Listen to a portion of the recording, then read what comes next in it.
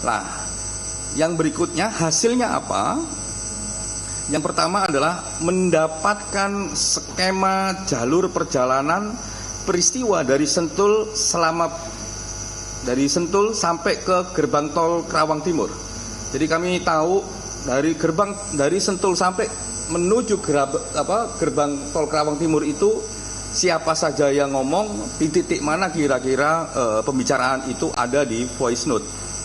Terus juga kami mendapatkan konteks di luar tol sepanjang pintu keluar tol Kerawang Timur sampai masuk lagi ke Kerawang tol pintu barat, karena itu keliling begitu. Kami jadi tahu siapa yang ngomong apa di titik mana, terus kami cocokin dengan lini masanya, dan apa yang diomongkan nanti akan diterangkan oleh Pak BK dengan bantuan itu.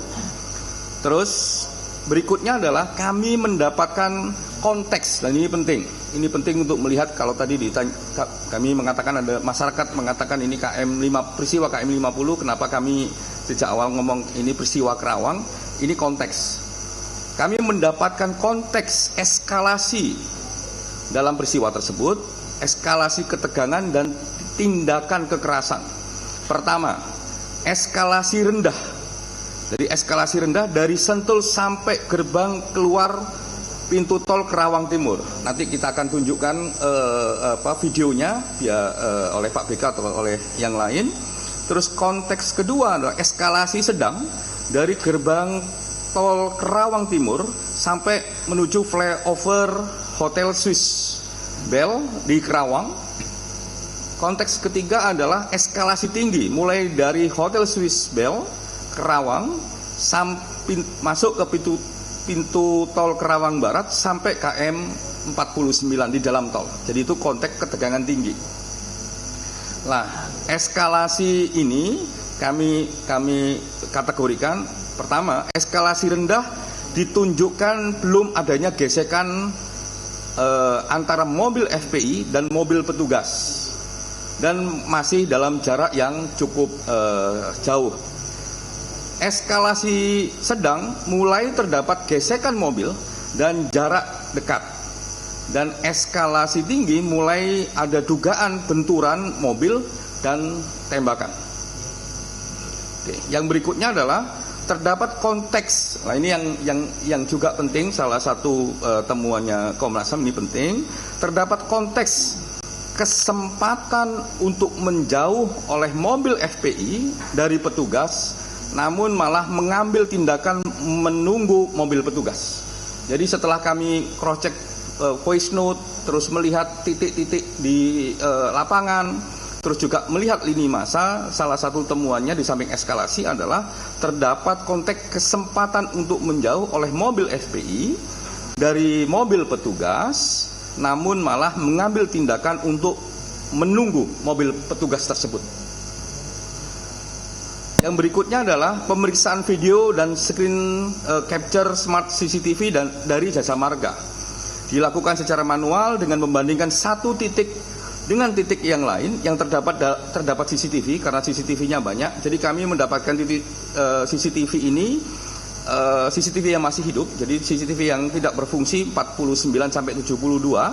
Di bawah itu 48 sampai Sentul itu kami dapat semua, baik yang atas maupun yang bawah, termasuk juga pintu-pintu keluar dan masuk itu kami juga dapat, termasuk di dalamnya gerbang tol pintu Kerawang Timur maupun gerbang tol Kerawang Barat. Makanya jumlahnya sangat banyak. Termasuk di dalamnya kami membandingkan dengan lini masa jejak digital yang kami dibukakan akses. Termasuk juga kami bandingkan dengan voice note tadi untuk menentukan di mana kira-kira situasinya. Termasuk juga kami ngecek beberapa plat nomor mobil itu ke Samsat DKI,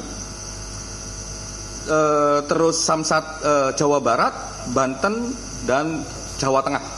Jadi kami cek semua itu. Jadi karena ada aplikasi tersebut, kami cek Samsatnya ya, kurang lebih begitu, paling gampang DKI, terus Jawa Barat, Banten, dan Jawa Tengah. Hasilnya antara lain, dalam perjalanan di dalam tol memang terdapat rombongan mobil FPI menuju dan keluar dari tol Kerawang Timur. Yang berikutnya, dalam tangkapan video tersebut terdapat kondisi perjalanan yang konstan melaju dan tidak terlihat gesekan. Ini di dalam tol. Yang berikutnya, sejumlah mobil yang terdapat dalam pembicaraan voice note terdapat dalam jalur perjalanan tol tersebut. Jadi voice note juga terbukti itu ada dalam perjalanan jalan tol. Yang berikutnya, terlihat mobil dalam peristiwa tersebut beberapa masuk kembali ke tol melewati gerbang tol Kerawang Barat. Jadi mobilnya terlihat sampai juga akhirnya nanti terlihat juga ketika masuk di tol Kerawang Barat. Ini di akhir cerita menuju KM 50. Itu juga terlihat beberapa mobil keluar dari gerbang tol Kerawang Timur pasca kejadian KM 50, termasuk mobil towing yang mengangkut mobil Chevrolet Spin. Jadi kami juga melihat itu, jadi muter begitu dari Sentul keluar ke tol gerbang timur, masuk lagi tol Kerawang Barat, terus keluar gerbang tol Kerawang Timur lagi, yang sudah berbeda cerita karena yang keluar terakhir itu sudah pakai mobil towing. Nah itu kami cek itu semua. Yang berikutnya adalah yang E, pendalaman ahli. Tim melakukan pendalaman ahli untuk membuat terangnya peristiwa dengan mengundang ahli. Yang pertama adalah forensik kedokteran, forensik senjata dari Pindad, dan psikologi forensik. Hasil pendalaman tersebut antara lain, untuk forensik kedokteran memberikan pandangannya antara lain ini dengan membandingkan foto dari keluarga dan proses otopsi serta paparan PowerPoint dari kepolisian. Terus mendengarkan penjelasan terkait kondisi mobil. Jadi ini kedokteran forensik tidak hanya melihat jenazah tapi juga mendengarkan penjelasan dari kami karena beliau juga minta bagaimana kondisi mobil, kami kasih keterangan. Khususnya kondisi mobil ini lubang peluru dan melihat foto kondisi mobil, melihat juga foto kondisi mobilnya kayak apa. Dijelaskan antara lain bahwa yang pertama, terdapat luka akibat tembakan pada 6 jenazah tersebut sebanyak 18 luka tembak. Ini detail ada nanti kami dalam laporan yang kami susun. Yang berikutnya adalah terdapat luka jahitan akibat tindakan otopsi. Jadi memang ada luka jahitan tapi itu konsekuensi dari bagian dari otopsi. Terus C, beberapa foto yang menunjukkan luka selain luka tembak dan jahitan akibat otopsi tersebut bukan akibat dari tindakan kekerasan, termasuk informasi akibat pembakaran, namun karena konsekuensi dari waktu dan kondisi tubuh jenazah. Jadi karena kami mendapatkan berbagai informasi, terus juga mendapatkan foto kondisi jenazahnya sudah banyak yang kayak lebam-lebam, terus mengelupas dan sebagainya. Itu penjelasan ahli dengan melihat perbandingan foto di awal dan di akhir, di awal sebelum kondisi jenazahnya dilakukan otopsi sampai kondisi terakhir yang diterima oleh keluarga, itu bagian dari konsekuensi jenazah dari tubuh. Bahkan juga beliau bisa bilang kenapa kondisi jenazah dengan waktu yang kurang lebih mirip, yang satunya misalnya konsekuensinya lebih banyak, yang satunya kok malah enggak. Itu karena posisi tubuhnya yang terdapat gizi, kolesterol dan sebagainya berbeda-beda satu dengan yang lain.